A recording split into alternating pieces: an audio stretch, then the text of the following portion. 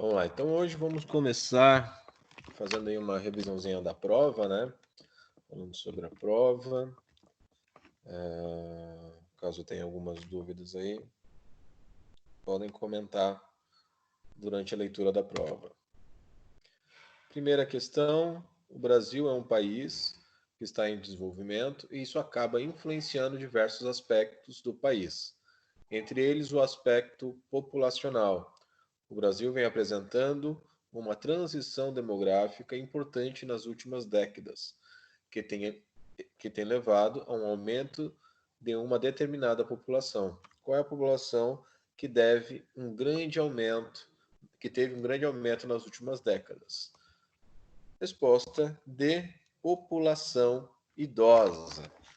Como a gente já havia comentado aí durante as aulas, exatamente devido a melhora da tecnologia, medicamentos, vacinas, tudo isso fez com que a população conseguisse, uma parte da população conseguisse chegar a idades aí mais avançadas, com isso aumentando essa população idosa, Segunda questão, a respeito da doença crônica diabetes mellitus, avalie as afirmações abaixo. 1. O diabetes é uma doença característica das pessoas com sobrepeso e obesidade. Sim, a diabetes tipo 1 é o que apresenta a falha de produção de insulina. Sim, também. O diabetes tipo 2 é o que apresenta a falha de ação da insulina. Exato. E o quarto, a diabetes tipo 2 necessita da insulina externa para o organismo funcionar. Na verdade, essa é a característica da diabetes tipo 1. Portanto, a 4 está errada. Então, a alternativa C, 1, 2 e 3 apenas estão corretas. Junto da transição demográfica, ocorre a transição epidemiológica. Qual é a mudança no padrão de doenças que acometem a população idosa, sendo que atualmente a população idosa é acometida principalmente por doenças crônico-degenerativas. De acordo com a afirmação acima, qual era o padrão de doenças que acometiam a população idosa antigamente? Resposta C, doenças infecciosas. Então, exatamente, já colaborando com o que a gente falou anteriormente, antigamente as pessoas morriam muito de doenças infecciosas, e com o aumento da tecnologia, dos medicamentos, das vacinas, essa população começou a não morrer tanto dessas doenças infecciosas e começaram a chegar a uma idade mais avançada. Só que o problema também de chegar numa idade avançada é que você vai utilizando o seu corpo, e isso vai gerar também doenças degenerativas, crônico-degenerativas. Próxima questão. O Colégio Americano de Medicina do Esporte, publicou em 2009 um posicionamento oficial no qual aponta que as práticas de exercícios regulares auxiliam na manutenção e controle do declínio das capacidades físicas decorrentes do processo de envelhecimento. Em relação à afirmação do Colégio Americano de Medicina do Esporte, eles apontam também que a prática de exercícios físicos regulares auxiliam em outro aspecto específico. Qual é esse aspecto? Resposta certa, alternativa A, diminuição de fatores de riscos associados a doenças crônicas. Ou seja, quanto mais atividade física, quanto mais fortalecida a musculatura, quanto mais ativo esse idoso for, menor o risco de ter essas doenças associadas a essas doenças crônicas. Próxima questão. Um outro aspecto que se altera com o envelhecimento relacionado à composição corporal é o acúmulo de gordura corporal. a tendência é que, ao passar dos anos, nosso organismo acumule mais gordura, principalmente devido à falta de realização de exercícios físicos regulares e à má alimentação. A respeito da composição corporal, avalie as alternativas abaixo. Primeira alternativa, o aumento da massa muscular promovido pela realização de exercícios de força auxilia a alterar o perfil da composição corporal do idoso? Sem dúvida, se há um aumento de massa muscular, vai aumentar, né? Vai aumentar essa composição também corporal. A realização dos exercícios aeróbicos com características de longa duração e intensidade moderada auxilia no controle do acúmulo de massa gorda no organismo? Sim, né? Ele vai auxiliar, não quer dizer que vai resolver, que também isso muito depende da alimentação desse indivíduo, né? Não adianta ele vai lá se entupir de comida gordurosas, de açúcares e coisa e tal, e fazer uma atividade intensa que não vai diminuir essa massa gorda. Ele precisa também aí regularizar, né? Regular essa alimentação. Depois que o indivíduo chega à idade avançada, né, ali no caso o idoso, não é mais possível controlar a composição corporal. Não, né? A gente consegue sim controlar, né? Tanto com a parte alimentar, exercício físico, né? Treinamentos, você consegue sim modificar aí, controlar essa composição corporal. 4. A alimentação adequada é um importante aliado do exercício físico no controle da composição corporal. Acabei de falar já várias vezes nesse sentido, né? Portanto, a resposta certa é a alternativa C, 1, 2 e 4. Sobre o processo de perda de massa muscular, avalie as afirmações abaixo. Vamos lá para a primeira afirmação. Efetivamente, a perda de massa muscular inicia-se a partir dos 60 anos de idade. Não está correto, né? Ele vai iniciar ali a partir dos 50, né? Por aí, vai iniciar esse processo de diminuição de massa muscular. O processo de perda de massa muscular é chamado de sarcopenia. Perfeito, é isso aí mesmo. As fibras tipo 1 são mais resistentes ao processo de envelhecimento do que as fibras do tipo 2. Correto também. 4. A perda de massa muscular não afeta o desempenho das pessoas. Pelo contrário, né? A perda de massa muscular vai sim afetar, até mesmo porque vai perder força muscular, né? Então, tem sim um efeito importante. A massa óssea é um dos componentes da composição corporal. Sobre esse componente, avalie as afirmações a seguir. Os ossos dão sustentação ao corpo?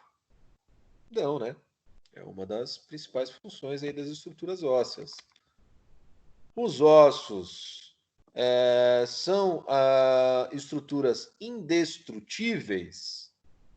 Não são indestrutíveis, tanto que tem fraturas, né? Acontecem fraturas. Servem como um local de grande reserva de cálcio para o organismo?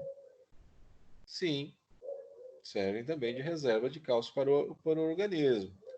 E 4, o tecido forma as células sanguíneas da medula? Sim, é uma das funções da medula óssea, né? Exatamente produzir as células sanguíneas, né?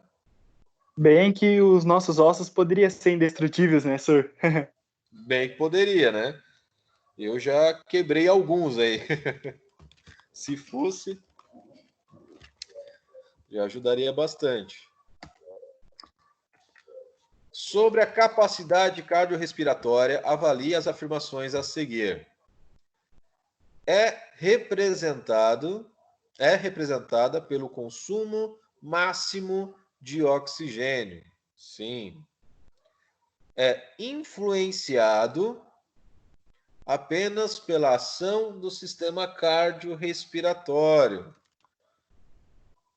Aí já não, né? Não é somente a função cardiovascular, quer dizer, né? Sistema cardiovascular. Não, né? Exatamente, tem a parte do respiratório também, né? Então não é só o sistema cardiovascular que vai estar atuando nesse sistema. Não é afetado pelo processo de envelhecimento.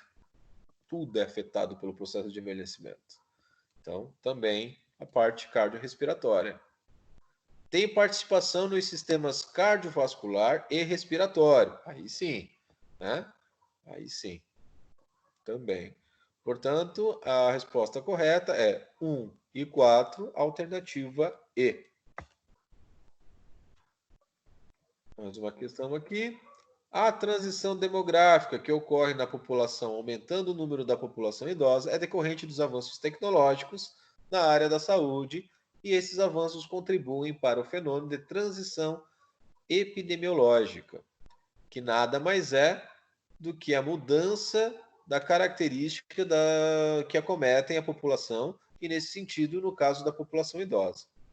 Ficou mais evidente que as doenças infecciosas deram lugar a doenças crônico-degenerativas, que hoje são predominantes nessa população.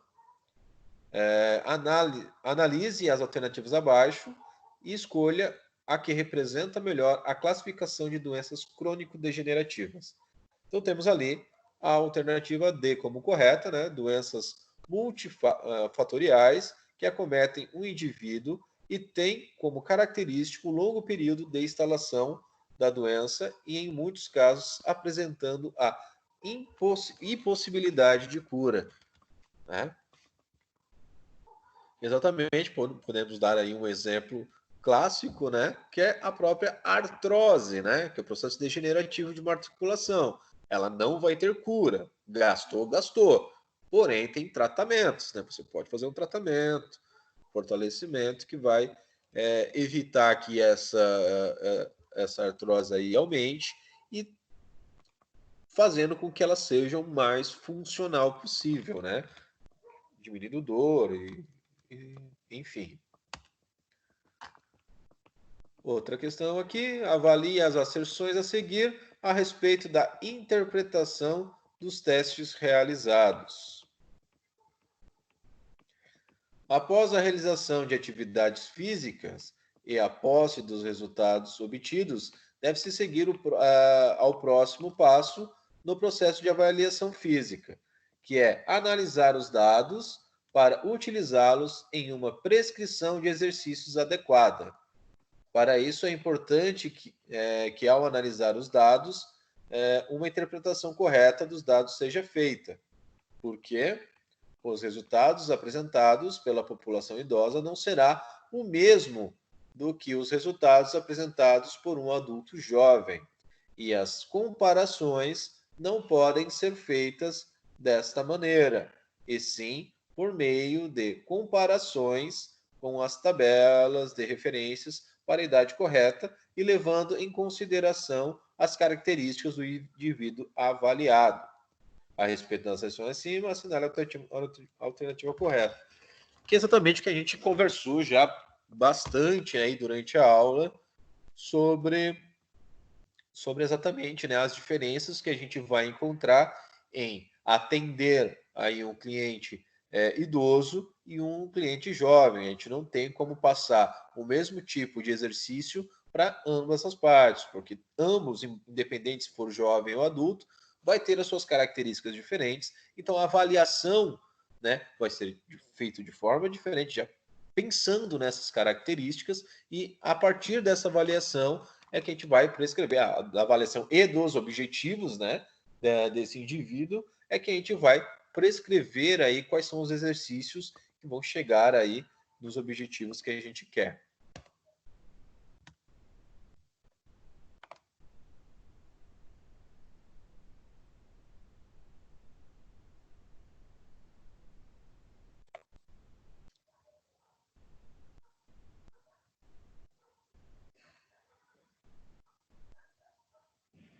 Tranquilo? Show de bola. Tranquilo, senhor? Show. Então vamos lá. Vamos seguir para o material aqui. Eu vou compartilhar ele aqui com vocês.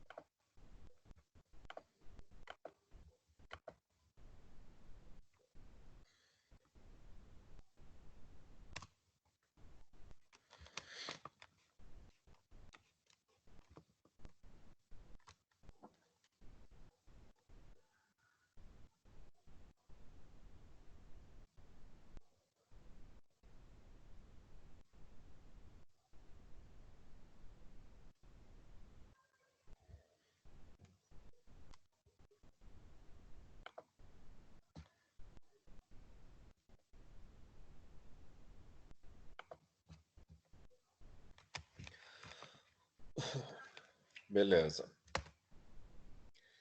Exatamente, já colaborando e continuando, né, com o assunto da última questão ali da prova, vamos adentrar um pouquinho mais aí sobre avaliação física e funcional do idoso. Aí temos algumas questões aí que a gente pode discutir um pouco, né? As avaliações para a população idosa sofrem adaptações em relação aos testes aplicados em um adulto? O que vocês acham?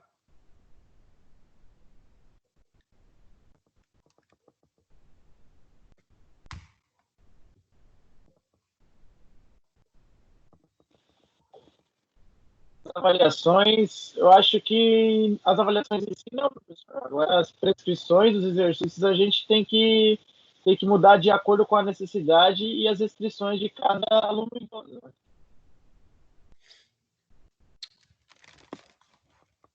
Mas podemos pensar da seguinte maneira, né? Pensando que o idoso, você já tem, né? Já vão ter algumas alterações, a gente já vai ter que ter alguns cuidados. Então, algumas avaliações, por exemplo, avaliação de força, avaliação de flexibilidade. Então, esses já são exemplos que talvez tenha que ser adaptado para uma pessoa idosa, porque você já sabe que algumas situações ele não vai conseguir realizar, né? Por exemplo, alguns testes de força, você já sabe que esse idoso não vai conseguir realizar. Então você vai ter que talvez adaptar de uma forma que ele consiga, que você consiga avaliar essa força desse idoso. Então, acredito que sim, né? A gente vai ter que talvez Sim, adaptar aí alguma coisa, né? Fazer alguma coisa diferente aí para esse idoso, diferente do que faria com o adulto. perfeito, professor. Nesse caso, sim. Beleza. A ordem de realização dos testes pode influenciar no resultado? O que vocês acham?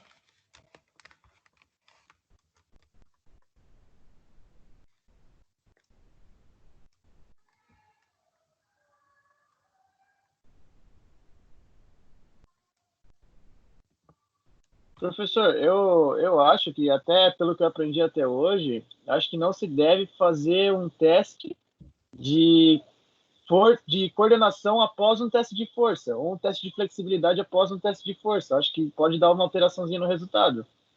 Será que procede? Procede? Claro que sim. Com certeza vai gerar alteração, até porque se você fizer teste de força no idoso, por exemplo, que ele vai ter uma fadiga muito mais rápida, e depois fazer um teste de equilíbrio, né, um teste proprioceptivo, onde por mais que ele consiga mandar essa informação para a musculatura dele, para contrair no momento correto, para conseguir esse equilíbrio, talvez a força já fadigou e mesmo assim ele acaba perdendo o equilíbrio, mas não por equilíbrio, mas pela força. Então já acaba não sendo fidedigna. Certo? Perfeito. Show. É possível realizar a avaliação inteira em apenas um dia?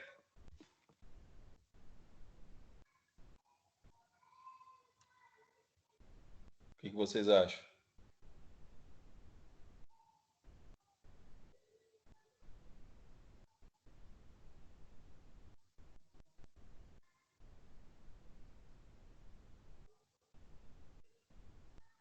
Professora, eu posso estar errado, mas eu acredito que sim. Se você ordenar certinho as ordens dos testes em si, por exemplo, colocar o teste de equilíbrio, flexibilidade antes do teste de força, eu acredito que sim. É possível fazer em um dia. Porém, vai ter aqueles casos, né? Talvez aí pegar um idoso muito acometido, talvez seja interessante você fazer um teste, por exemplo, vou fazer um teste cardiorrespiratório, aí fazer no outro dia, né? Teste ergométrico, alguma coisa assim, fazer em outro dia, não fazer tudo no mesmo dia, que daí pode afetar o resultado, né? Em adulto, sem dúvida, até daria para fazer. Agora, idoso, talvez, dependendo da situação, você precise de mais de um dia aí para realizar essa avaliação. Quais são os principais testes que podem ser realizados na população idosa?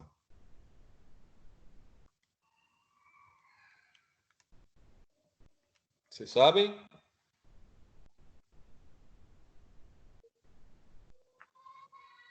De sentar, levantar na cadeira, tipo assim.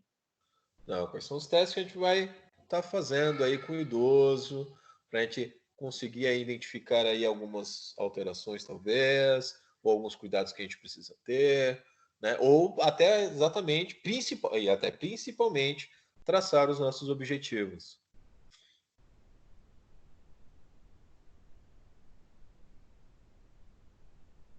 Não Mas tem o problema. professor quer os detalhes, professor, eu queria saber mais nessa pergunta em relação a teste de força, de flexibilidade, de equilíbrio. Tá dentro aí, mas a gente já vai passar, fica mais fácil da gente discutir depois. Então vamos lá. Avaliação médica, né? A avaliação deve ser de acordo ali com o Colégio Americano de Medicina, né? Tendo aí alguns objetivos. E, primeiro ali, informar o indivíduo sobre o seu nível de aptidão, né? Comparado ali com os padrões da sua faixa etária, né? Então vai ter lá uma tabela com que a idade tal vai conseguir realizar isso e aquilo, né? Para ter um padrão de ideia do que normalmente acontece, né? Que a gente faz lá também com bebê, criança, né? Evolução ali da criança também vai ter com a situação do idoso. Identificar as capacidades que necessitam ser desenvolvidas no programa de exercício, né? Obter os dados para comparação durante o programa de exercícios, né? É interessante, por exemplo, fez a avaliação, ele consegue fazer isso, consegue fazer aquilo, consegue fazer aquilo outro. Aí você faz todo o programa de exercícios e no final você reavalia, né, para ver, né, para ter uma comparação de resultados ali também.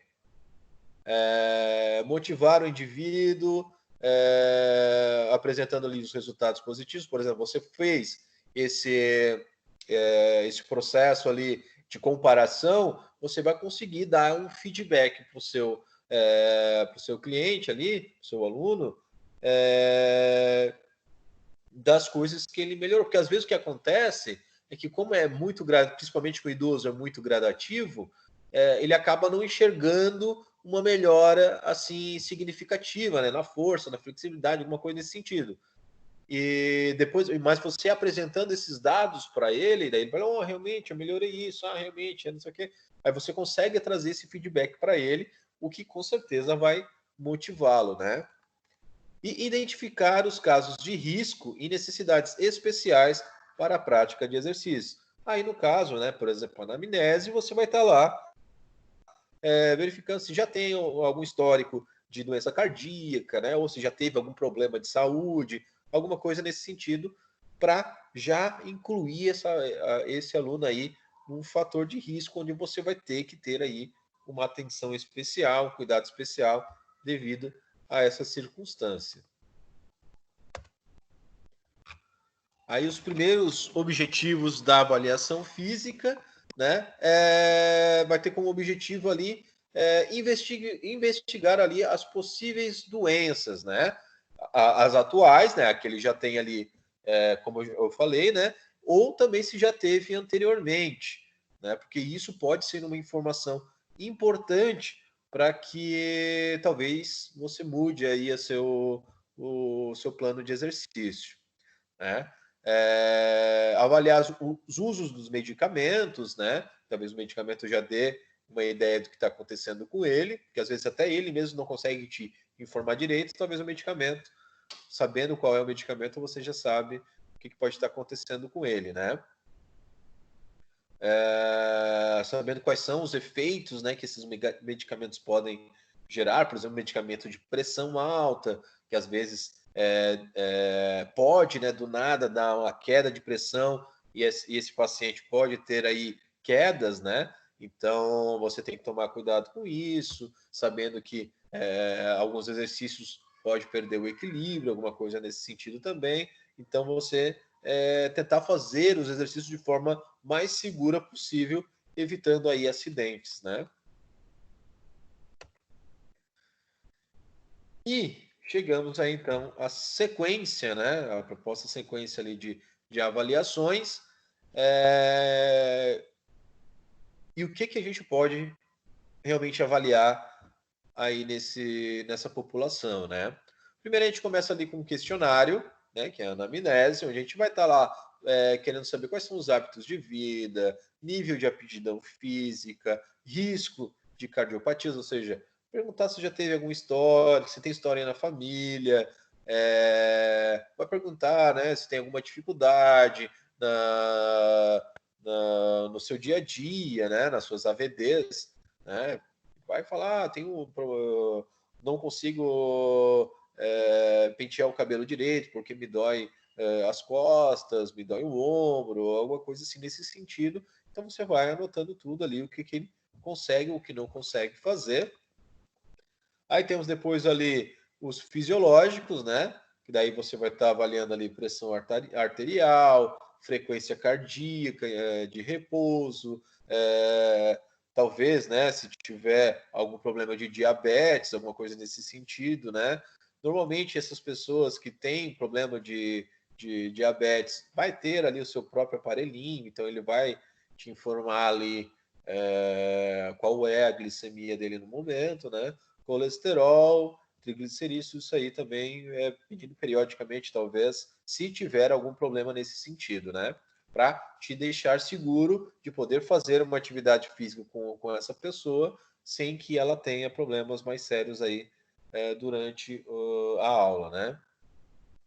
Os morfológicos, que daí é a artopometria, né? E composição corporal. Aí começa a sequência aí das avaliações funcionais, daí flexibilidade, potência, força,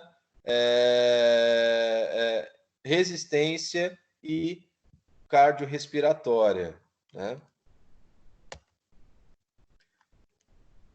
Aí a seleção de testes, né? Você vai fazer a seleção de testes ali, considerando uma sequência correta de avaliações, né? E também tudo de acordo com a situação do paciente, do seu aluno. Você vai estar fazendo a sequência ali e a escolha, né, dos testes que você vai precisar fazer. A interpretação da avaliação também é bastante importante, né? Porque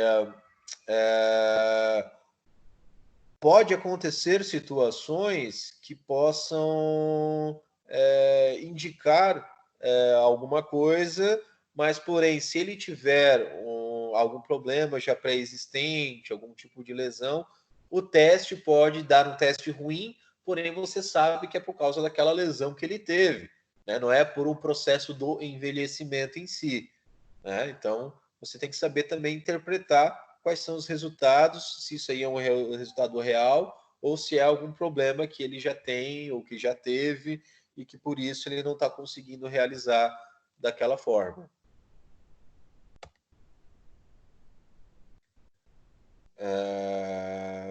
Os resultados, né? Que acaba sendo a mesma coisa que eu acabei de dizer, né? A interpretação, né, dos resultados, né, que vão te dizer aí o que que você vai realizar com esse teu paciente, né? O que que você vai fazer, né, para alcançar ali os objetivos que ele quer, né? Ali como ele está dizendo ali, né? Por exemplo, um indivíduo idoso foi avaliado para força muscular de membros inferiores e apresentou dados abaixo dos considerados normais para a sua idade. Porém, ele está retomando uma prática de exercício após uma lesão nos membros inferiores, ou seja, ele vai ter uma fraqueza muscular devido a esse tempo que ele ficou parado porque teve uma lesão. Então é normal que aconteça isso, não é algo que é do processo de envelhecimento dele que foi maior do que era para ser a idade dele. Entendeu?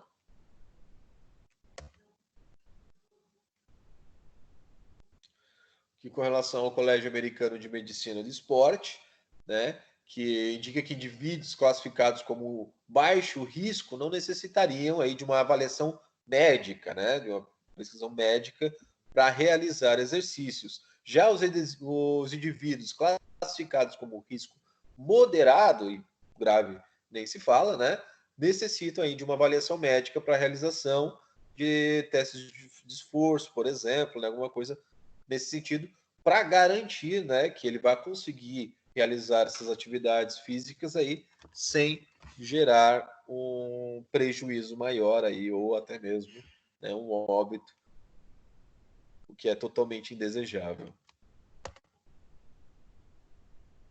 Então, é com base nessas informações que iniciamos o processo de avaliação e prescrição de exercícios para os indivíduos, principalmente no caso dos indivíduos idosos.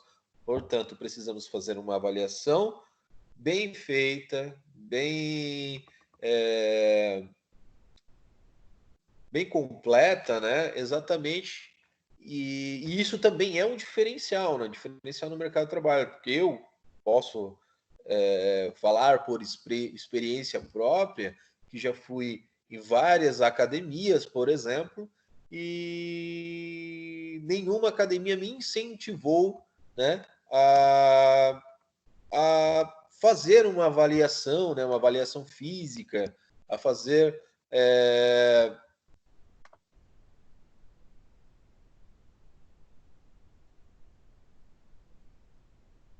aqueles exercícios que eu estou fazendo está tendo algum tipo de resultado, alguma coisa nesse sentido.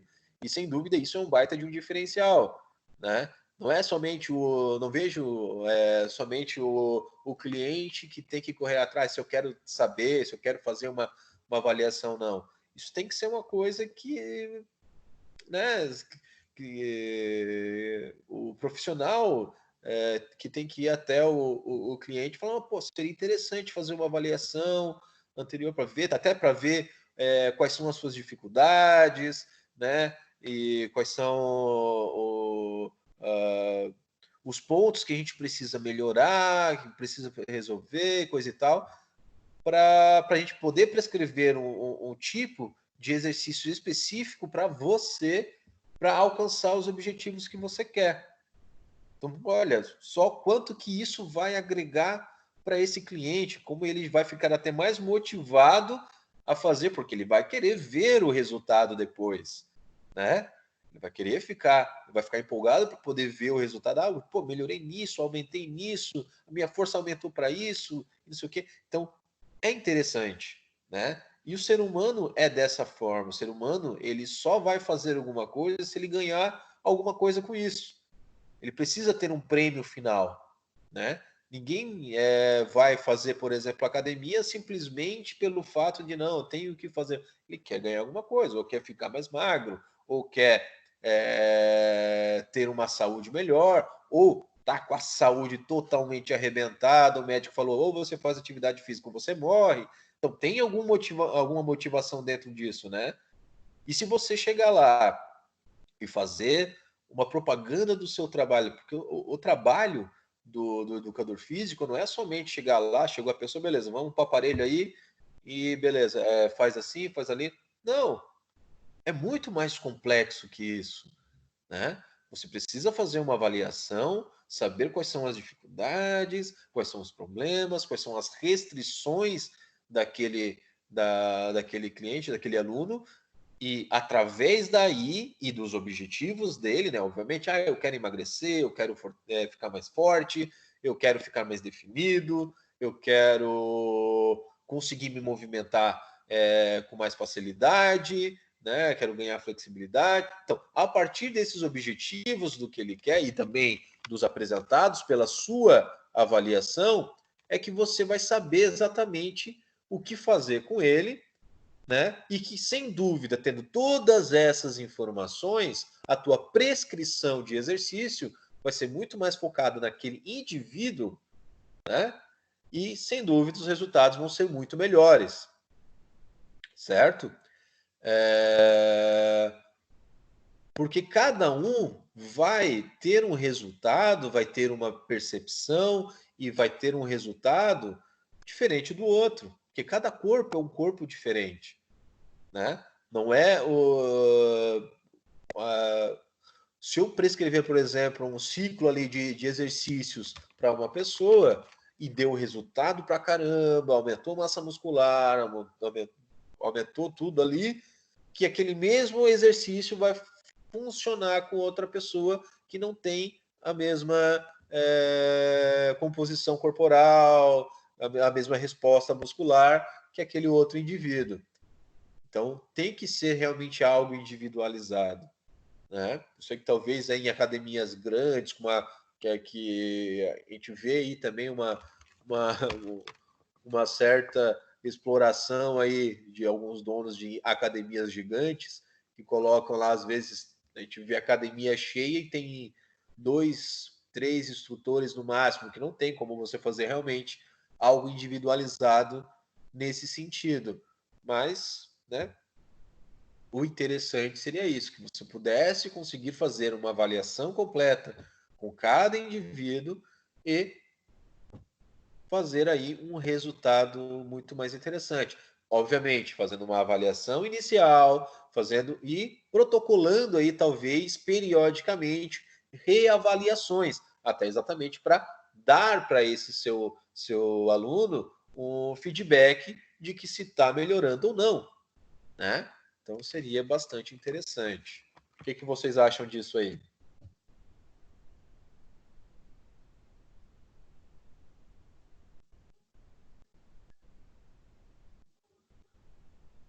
Pessoal? Acho que eu falei demais, todo mundo dormiu. Repete, professor. O que vocês acharam ainda de tudo isso que eu falei?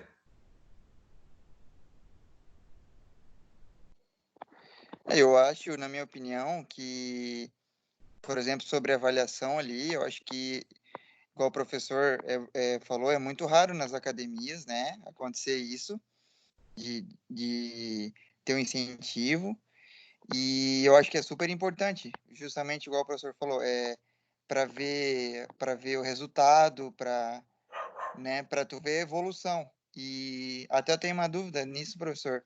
Para o idoso específico, a frequência de avaliação tem que ser diferente, assim, de uma pessoa normal. Por exemplo, assim, um adulto, por exemplo, a gente pode fazer, de repente, assim, um objetivo lá, que daqui a 3 meses vamos fazer outra avaliação. Para o idoso é diferente isso? Ou, tipo, é o mesmo período? Sim, também é diferente. Também é diferente. Até porque os resultados de um idoso ele vai ser mais devagar, vai ser mais gradual. Então, por exemplo, dependendo também da frequência de atividade física, né? Porque talvez um idoso ele não consiga fazer lá 5 vezes na semana, como um adulto já conseguiria fazer. Então, dependendo da frequência de, de, de atividade física, você também vai poder fazer essa reavaliação mais cedo ou mais tarde. Mas com o idoso, sem dúvida, já vai ser mais interessante fazer, sei lá, uma vez por mês, fazer uma reavaliação. Já o adulto, dependendo da frequência que ele tiver fazendo atividade física, você consegue fazer um pouquinho antes. Isso aí, talvez fazer de 2 em 2 semanas, tá? Lógico, coisas específicas, assim, talvez uma circometria, alguma coisa assim, só para ver como é que tá o ganho de massa, se esse for também o objetivo, né?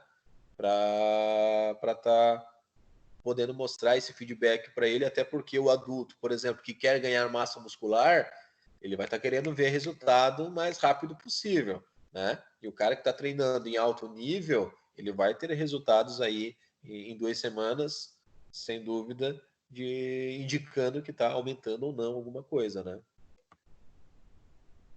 E até também, assim, né, professor? Tu vê o resultado, é até uma motivação a mais, né? Sem dúvida, sem dúvida. O resultado, como eu falei, né? O ser humano é assim, né? Da essência do ser humano fazer as coisas somente tendo algum objetivo. Que se não tiver um objetivo, a pessoa não se motiva a fazer nada. Né? Tem que ter um objetivo. E você fazendo essa avaliação, mostrando para o seu cliente o que ele precisa melhorar, você está criando na cabeça dele objetivos. Então agora ele vai querer fazer aquilo para alcançar aquele objetivo. E você reavaliá-lo periodicamente, você vai estar mostrando que ele está conseguindo evoluir, que está mais próximo daquele objetivo. Isso vai motivá-lo ainda mais. Então é uma forma de você estar sempre motivando e é uma forma também de você não perder esse cliente. O que vai acontecer se você não fizer esse processo? E é o que acontece com a grande maioria das pessoas que começam a fazer academia e desistem. Por quê? Porque elas acabam não vendo o resultado. Só que às vezes elas nem sabem que estão tendo resultado. Porque o que acontece muito em academia? A pessoa está lá, está puxando ferro, está fazendo academia, vai se pesar. O que acontece? Ganhei 1 quilo. Mas que porcaria é essa? Tô lá treinando, tô lá me matando, fazendo coisa e tal. Deu 2 semanas fazendo academia, vou me pesar, eu ganhei 1 quilo em vez de perder? O que aconteceu ali, pessoal? Nesse exemplo? Provavelmente ela ganhou mais massa muscular, né? Exatamente. Só porque o que acontece? A pessoa é leiga, né? Ela não está sabendo disso.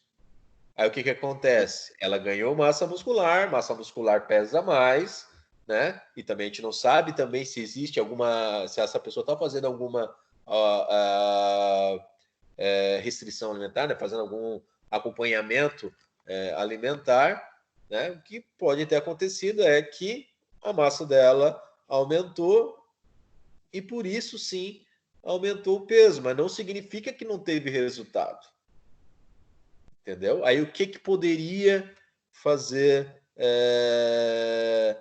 com que essa pessoa se motivasse a continuar? Porque ela falou, fez 2 semanas de academia, ganhou 1 quilo, ela vai se desmotivar, certo?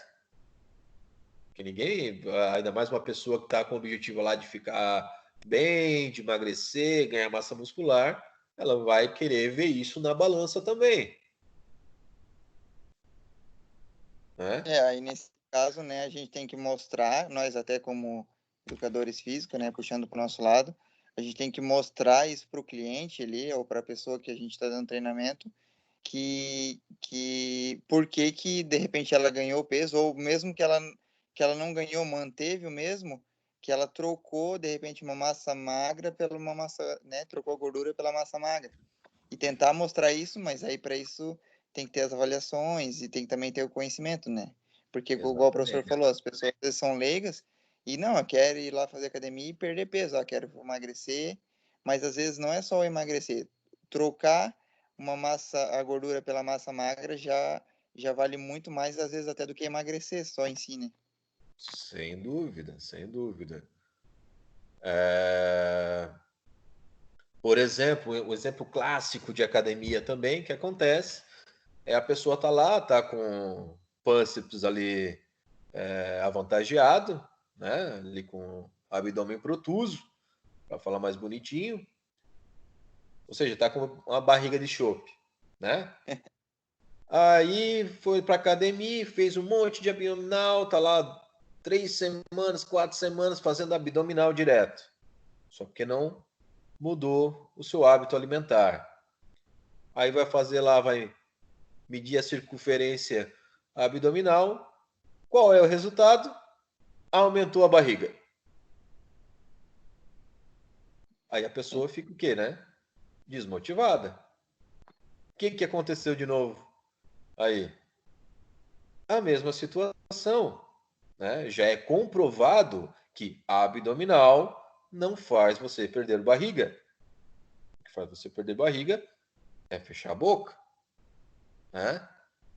O que aconteceu ali? A gordura continua a mesma, aumentou a barriga. Por quê? Porque além da gordura, tem também o músculo por baixo, que aumentou. Por isso, a barriga acaba aumentando.